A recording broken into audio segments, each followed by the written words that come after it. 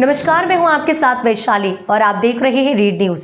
आइए अब बढ़ते हैं आज की खास खबरों की ओर। झारखंड राज्य के गिरिडीह के एनडीए सांसद चंद्र प्रकाश चौधरी के बैरमो प्रखंड सांसद प्रतिनिधि अशोक चौहान से विकास तथा चुनावी मुद्दे पर खास बातचीत की। देखिए झारखंड से JM रंगीला की खास रिपोर्ट। जोहार साथियों, आप देख रहे हैं रीड न्यूज और मैं हूं झारखंड के गिरिडीह लोकसभा क्षेत्र संवाददाता JM रंगीला। रीड न्यूज की टीम घूमते घूमते आज बोकारो जिले के बैरमो प्रखंड में पहुंची है, जहां बैरमो के सांसद प्रतिनिधि तथा सेल कमेटी के अध्यक्ष अशोक चौहान जी से एक बातचीत करते हैं। तो अशोक जी, आपके सांसद का कार्यकाल तो 5 साल गुजर चुका है। इन 5 सालों में उन्होंने क्या क्या कार्य किए, थोड़ा दर्शकों को बताएं।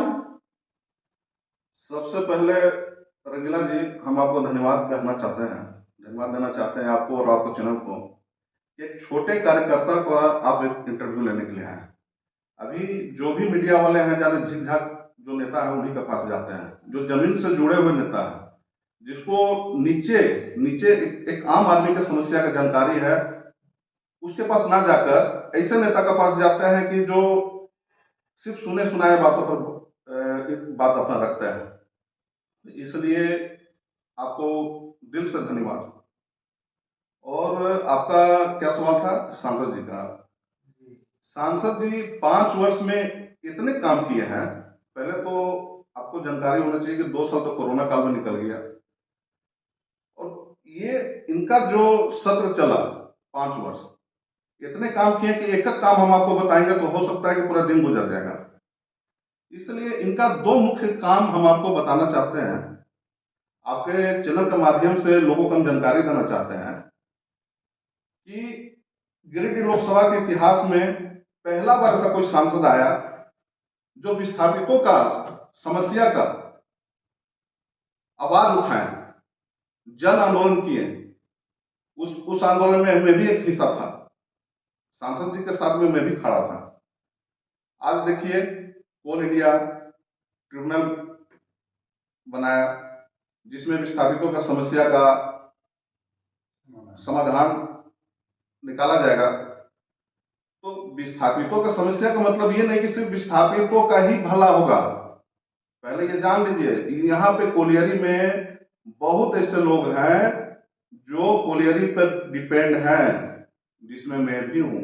मैं एक मजदूर का बेटा हूँ, और मेरे जैसे लाखों लोग जिनके गार्जियन यहाँ पे मजदूरी करते थे, खून पसीना बहाते थे, उनके बेटे आज बेरोजगार हैं। तो आज उन लोग कोलियरी में काम करते हैं।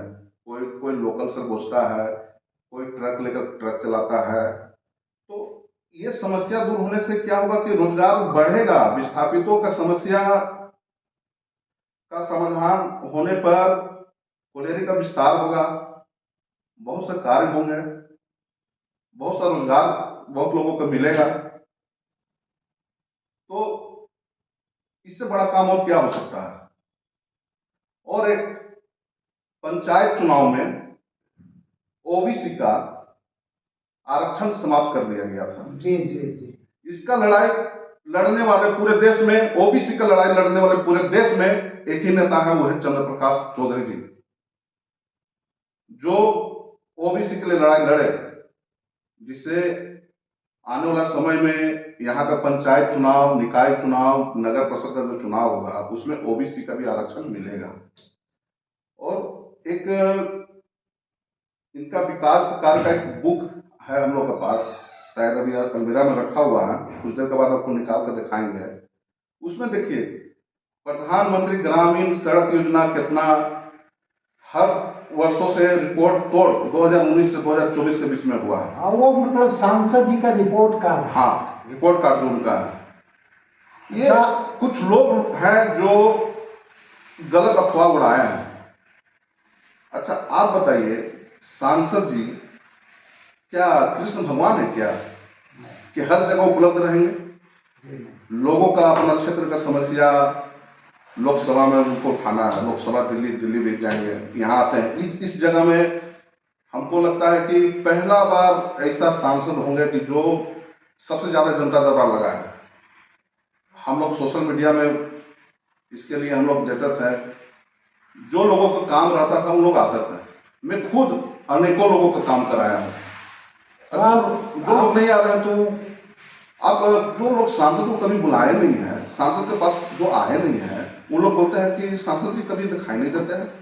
तो क्या इससे पूर्व जो सांसद हैं आपका कहने का मतलब ये मात्र अफवाह बस।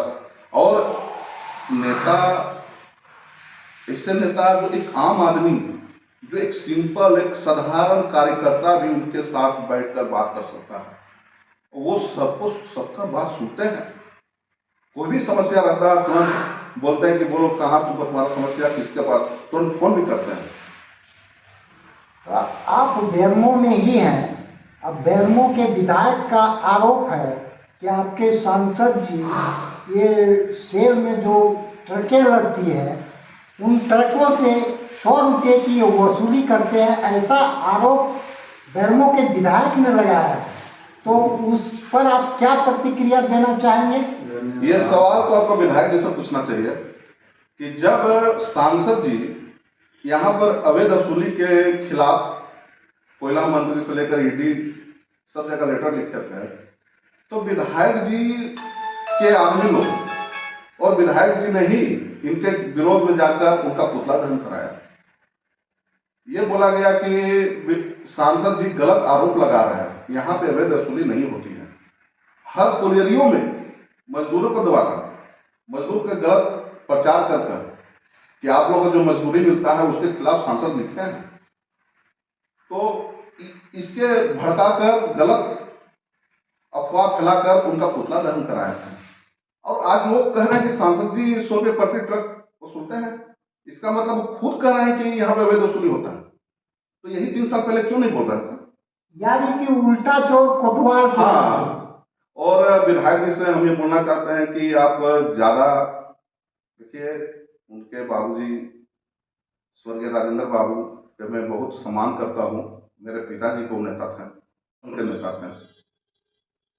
और आज राजेंद्र बाबू के बहू धनबाद के प्रत्याशी हैं।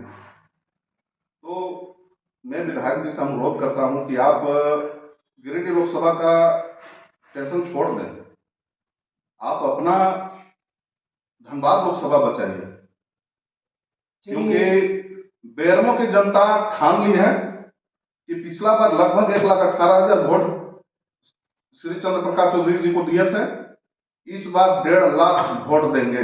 इसलिए वो ज्यादा यहाँ पर ज्यादा दिमाग ना खराब करें, ज्यादा मेहनत अपना लोकसभा अपना धनबाद लोकसभा देखें। आप तो बेरमो के जनता के बारे में मत सोचिए, गलत प्रचार करना उचित नहीं है। ये जो भी कोई फायदा होने वाला नहीं है।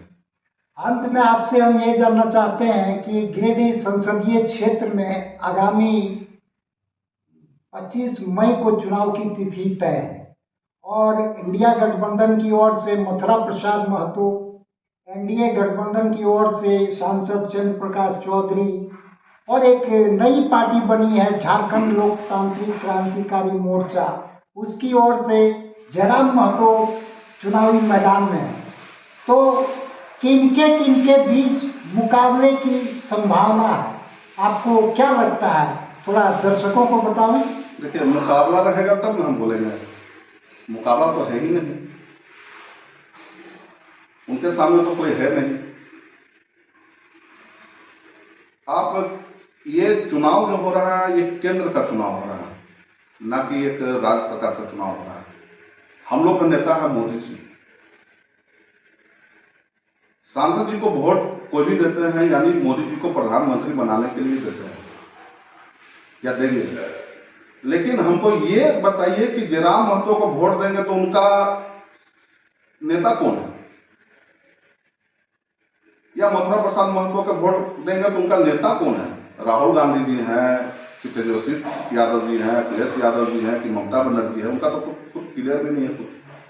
इसलिए जनता बहुत जागरूक है, मोदी जी के कार्यों को सब देख रहे हैं। मोदी जी आज देश को कहाँ से कहाँ तक पहुँचा दिए।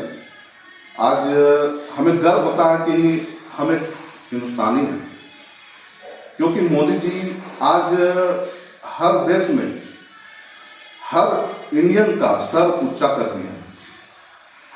तो जनता इतना ये नहीं कि प्रचार करके, और जयराम महतो जी तो अभी युवा हैं, लगे हुए हैं, उनको बहुत लोगों का गलत प्रचार करके क्या क्या बोलते हैं उनके बातों पर। तो वो तो बोलते हैं कि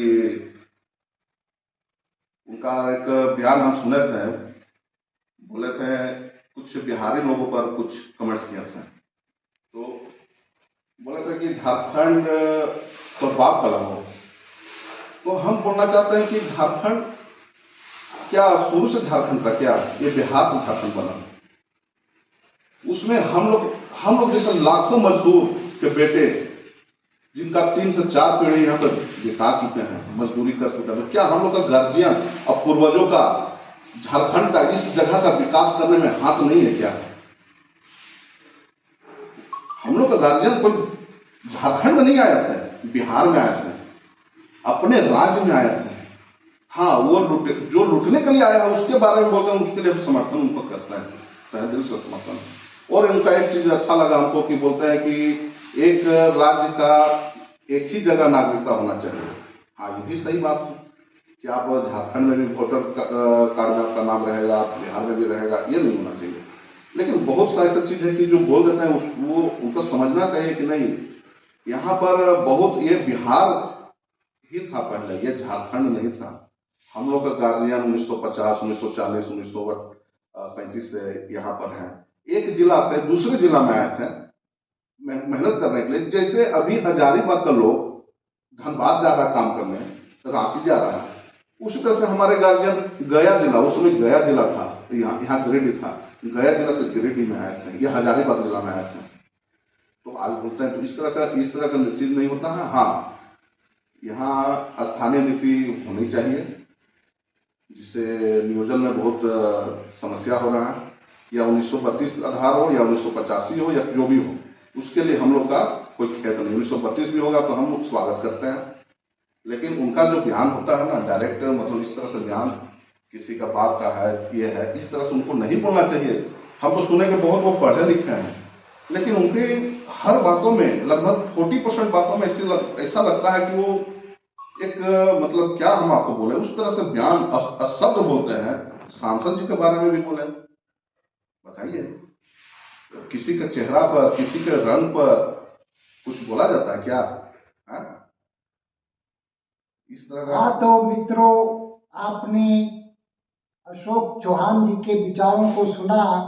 इनका मानना है कि इस गिरिडीह संसदीय क्षेत्र में सांसद चंद्र प्रकाश चौधरी के मुकाबले कोई भी उम्मीदवार नहीं है। धन्यवाद। कैमरा पर्सन रोहित के साथ मैं JM रंगीला, बेरमो, बोकारो, झारखंड। इस अंक में फिलहाल इतना ही। अगले अंक में फिर होगी मुलाकात, तब तक के लिए नमस्कार।